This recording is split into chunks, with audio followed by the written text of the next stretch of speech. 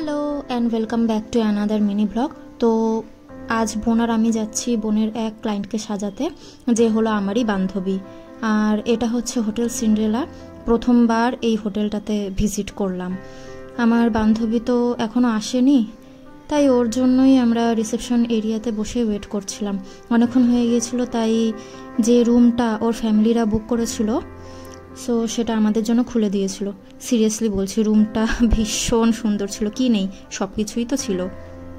আর এদিকে বোন ওর মেকআপের জিনিসগুলো একটু সাজিয়ে রাখছিল। বোনের ক্লায়েন্ট তো এখনও এসে পৌঁছায়নি।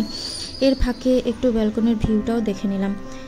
আমরা যখন এলাম এখানে হালকা বাইরে একটু বৃষ্টি পড়ছিল। তো এতক্ষণ ওয়েট করার পর ফাইনালি বোনের ক্লায়েন্ট এসেই পড়লো। শাড়ি পরবের জন্য বোন এখানে আগে থেকেই শাড়ির প্লিটসগুলো একটু রেডি করে রাখছিল।